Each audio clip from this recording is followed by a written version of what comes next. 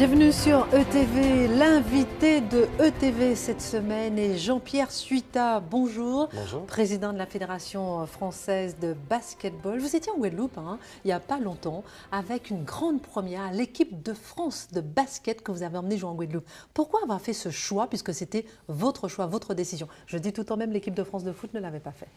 Exact, c'est toujours le même problème. On cherche une solution pour ce qu'on appelle le retour sur investissement. Il y a énormément de champions, de jeunes champions, championnes qui partent de ces îles, que ce soit la Guadeloupe ou la Martinique. Et l'idée, c'est comment pouvoir donner ce retour vis-à-vis des bénévoles, vis-à-vis des clubs et tout.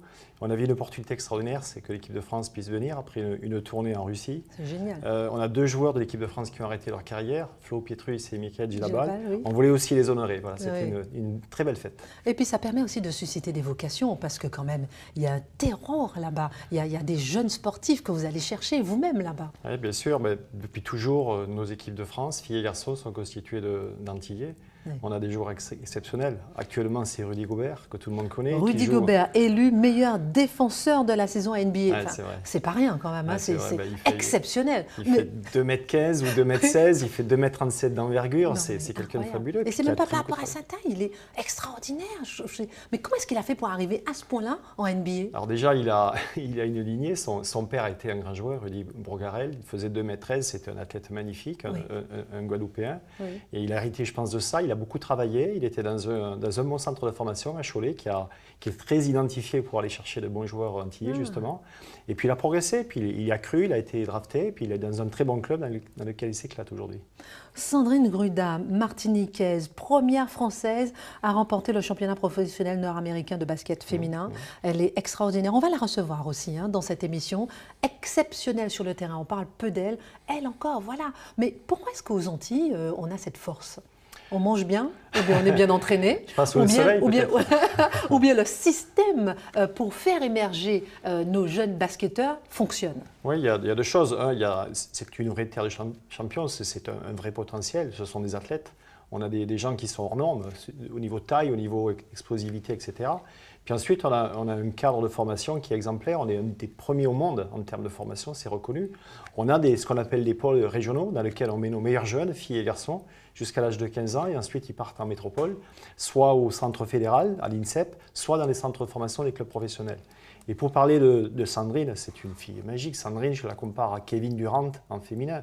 Elle est extraordinaire, c'est une athlète magnifique, elle fait une carrière sublime. Elle est un des pivots de l'équipe de France et avec elle, j'espère qu'on gagnera rapidement la Coupe du Monde et pourquoi pas les Jeux Olympiques avec elle. Il y a une particularité que je retrouve moi chez les joueurs de basket, c'est humilité, simplicité. Est-ce que ça vient de vous? Parce que je sais que Tony Parker, vous le voyez très souvent, justement ces grands joueurs qui sont à NBA aujourd'hui, vous les fréquentez très souvent. Pourquoi? Comment on peut expliquer cette simplicité? Il pourrait se la jouer, il pourrait vraiment rouler un peu des mécaniques et pas du tout. Oui, je crois que faire partie d'un sport collectif, c'est déjà une chose. C'est vrai, il y a ça. Ensuite, le système d'éducation et puis les origines. On a parlé de Tony. Tony vient d'une famille simple au départ. Il a eu la chance d'avoir un père basketteur qui lui a appris les fondamentaux, etc. Et puis cette humilité. Nico Batum, tous ces joueurs viennent d'origines relativement modestes. Donc ils ont travaillé fort pour arriver à ça. Ils ont travaillé ensemble, ils ont gagné les titres ensemble. Mais ils savent que quelque part, le sport co, c'est fait d'abnégation aussi, c'est fait de charité, chacun doit trouver sa place et je pense que le reconnaître, c'est aussi dans la vie avoir cette humilité. Guadeloupe, terre de champions. À quel âge on peut commencer? Oh, sincèrement, 5 ans, c'est jeune. Bon, comptez 6-7 ans. Mais je pense qu'à 5 ans, globalement, on peut commencer au basket. Si on n'a pas ses parents dans le basket, est-ce qu'on peut percer? Parce que Tony Parker, il avait son père, vous avez cité des champions qui avaient leurs parents, mais est-ce que si on n'a pas ses parents, on peut espérer avoir une carrière internationale? Ah oui, bien sûr, bien sûr. Même, on va parler de Céline Dumer, qui a été capitaine de l'équipe de France. Céline est une Tarbaise que je connais très bien. Ses parents n'étaient pas joueurs de basket. Et pas très grande non plus, on dit qu'il faut être grand. C'est vraiment l'exemple qu'il faut citer un petit peu à tout le monde, aux jeunes filles qui veulent faire du basket en France. Elle n'a pas de parents qui sont à la base des grands sportifs et elle a réussi une carrière exceptionnelle. Pourquoi autant de joueurs français en NBA? NBA, c'est quand même le championnat, le grand championnat du monde aux États-Unis. Pourquoi autant de Français? Comment ça se fait? C'est grâce à vous? Pas grâce à nous, mais c'est le système fédéral tel qu'il est mis en place. Bon, parce qu'on a, on a des potentiels à la base, on a des gens qui sont grands, on a des athlètes, on a des gens qui sont endroits, etc. Puis ensuite, c'est notre système de formation. On détecte les jeunes à partir de l'âge de 11-12 ans, on les met dans un moule, que ce soit sur chaque région, puis ensuite au plus haut niveau. Donc ça permet d'avoir des champions. Aujourd'hui, nos jeunes sont détectés par les États-Unis à partir de l'âge de 14-15 ans, c'est assez impressionnant. Et ils viennent les détecter en France notamment? Ah oui, oui, ils sont tous répertoriés. Tous les clubs NBA connaissent tous nos potentiels. Et aujourd'hui, chaque fois qu'on envoie des jeunes dans ce qu'ils appellent les regroupements des meilleurs jeunes annuels pendant le All-Star Game de la NBA, nos jeunes finissent toujours dans les 5 premiers. On a deux Antillais qui ont fini d'ailleurs dans les 5 premiers là, sur l'All-Star Game de février. Jean-Pierre Suita, président de la Fédération française de basket. Je suis jeune, j'ai 5-6 ans. Vous avez dit qu'on peut commencer le basket à cet âge-là. J'ai 12 ans, 13 ans, je suis bon au basket. Comment faire pour percer? C'est simple, je pense qu'il faut faire confiance d'abord à son club d'origine, qui à un moment donné, parce que les clubs se parlent, les clubs sont quand même, je dirais, suivis par le système fédéral. Ces jeunes vont être détectés, vont rentrer à un moment donné dans un centre de formation, dans ce qu'on appelle un parcours d'excellence sportive. Donc ils vont se retrouver dans un regroupement régional où les meilleurs de la région sont là. Ils vont continuer à travailler ensemble, ils sont sur un double projet pour qu'ils n'abandonnent pas les études. Et ensuite, les meilleurs, il y en a à peu près 5 à 600 par an qui sont recrutés dans les meilleurs centres de formation français et l'INSEP. Donc l'ascenseur sportif fonctionne, il faut être bon dans son club, faire confiance à ses dirigeants. Les JO 2024, les Jeux Olympiques, là c'est bientôt. Quelle est la vision du basket français? Quelle est votre stratégie pour les JO 2024? Il y a deux choses. Il y a d'abord la performance. On a une équipe à être, j'espère, en finale. On a des joueurs qui sont très très motivés. La nouvelle génération, les moins de 16 ans, filles et garçons, sont champions d'Europe aujourd'hui. Nos U17, il y a 15 jours, sont vice-champions du monde en Argentine. On a des générations dorées qui seront là. Donc je pense qu'au niveau performance, on devrait être pas loin du bout. Bon, les États-Unis sont toujours quand même présents. Puis ensuite, il y a le développement de la discipline. Demain, on a une deuxième discipline olympique qui s'appelle le 3 contre 3, qui va envahir les rues. Que vous cherchez à développer. Exactement. Extraordinaire. Et là, c'est justement pour développer le basket un peu partout, dans tous les coins de rue. Dans le monde rural, quand il y a très peu de jeunes, pour les faire jouer ensemble. On prend un terrain, allez, on y va, on joue au basket. C'est le système playground, c'est le basket dans la rue.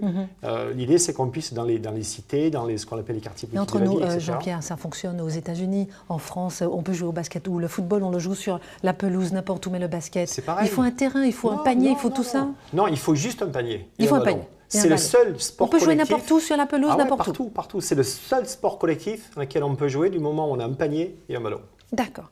Jean-Pierre Suita, je vous connais comme étant un fervent défenseur du sport féminin, fervent défenseur du basket féminin. Il y a une chose qu'on n'arrive pas à comprendre, c'est que lorsque les hommes n'ont pas la compétence, on parle toujours de leurs exploits, même sans la compétence, mais lorsqu'ils ne gagnent pas. Lorsque les filles ont la compétence, on les oublie. Sandrine Gruda, on parlait d'elle tout à l'heure, lorsque les filles sont championnes d'Europe de basket, on n'en parle pas. Est-ce que ça ne vous frustre pas, vous qui êtes un fervent défenseur des filles?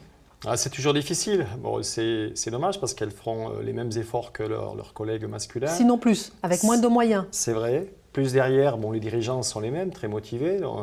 Le fait de trouver des financements, le fait de rechercher une exposition pour pouvoir améliorer la performance, tout ça c'est très compliqué. Mais les choses évoluent quand même. Je me souviens de quelques années, ce qu'on appelait les 24 heures des sports féminins. que j'ai créé, effectivement. C'était un tournant, je pense, quelque part. C'était un tournant parce que ça a permis d'avoir une vraie prise de conscience. Oui. Au départ, on voulait le faire pour faire plaisir, mais après, on s'est aperçu qu'il y avait de belles performances, de belles joueuses, de belles histoires à raconter. Et un retour.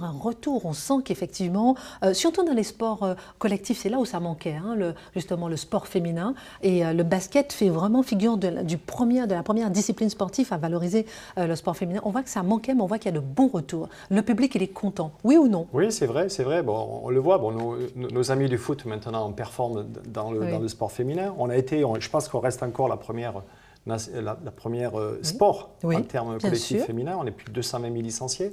Oui.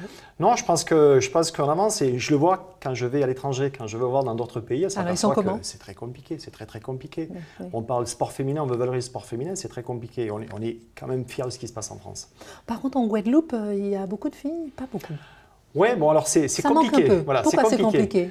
On C'est aimerait bien compliqué qu'il y ait parce des qu'il filles. y a beaucoup de très jolies filles Oui. en Guadeloupe et qu'à un moment donné, elles choisissent peut-être la mode. Donc, Ah, ils délaissent un choisissent peu le autre sport chose. collectif. C'est un et peu choisissent péjoratif autre- un peu ce que vous dites, non? Non, C'est un non, mais constat. C'est un constat? ouais, c'est un constat. C'est vrai, on elle en ne s'engage parle pas beaucoup. dans le sport. Oui, on en parle beaucoup et Ah. c'est un chemin de vie tout ça. Et, Oui, oui. Mais après, on a de très belles joueuses. Parce que c'est quand même, c'est vrai, un sport d'effort. Hein, je veux dire, tous les sports, à partir du moment où on veut aller au haut niveau, ça demande beaucoup d'efforts, beaucoup de sacrifices. Oui, et puis en jeune, on a besoin aussi de vraies compétitions.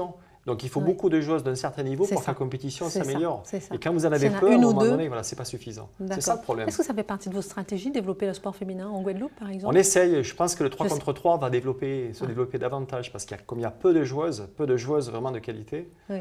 ça sera un vrai tournant aussi là-bas. Je sais que vous êtes au niveau international, à la FIBA, au niveau national, président de la Fédération française de basket, mais au niveau local, je sais que vous suivez très près la Ligue en Guadeloupe. Est-ce que vous demandez justement à votre patron de la Ligue en Guadeloupe de basket de favoriser le sport féminin? Bien sûr, on a un De plan vous faire remonter Bien les sûr, talents? on a un plan de féminisation, on essaie de trouver des solutions pour que des femmes s'investissent déjà comme dirigeants, comme techniciennes, comme derrière arbitres, mais aussi développer les joueuses. Il n'y a pas de raison qu'il n'y ait pas de vrai potentiel. On en a quelques-unes, il y a des joueuses qui ont été en équipe de France, qui étaient des joueuses de très grande qualité. Sandrine n'est pas la seule en Martinique. Et des filles comme Sandra Dijon, qui a joué en Guadeloupe, qui a été une grande basketteuse, Tout à fait. elle n'est pas esselée. Il y en a d'autres Il y en a d'ailleurs. d'autres. On Donc, n'en il parle faut pas qu'on beaucoup, aille. pas suffisamment. Mais Exact, mais je pense que on compte sur ça va vous. évoluer. Ça On va compte sur évoluer. vous. Et On grâce est- à vous, en tout cas, déjà, on parle déjà des filles dans le basket, ce qui n'était pas le cas avant vous, que ça soit clair.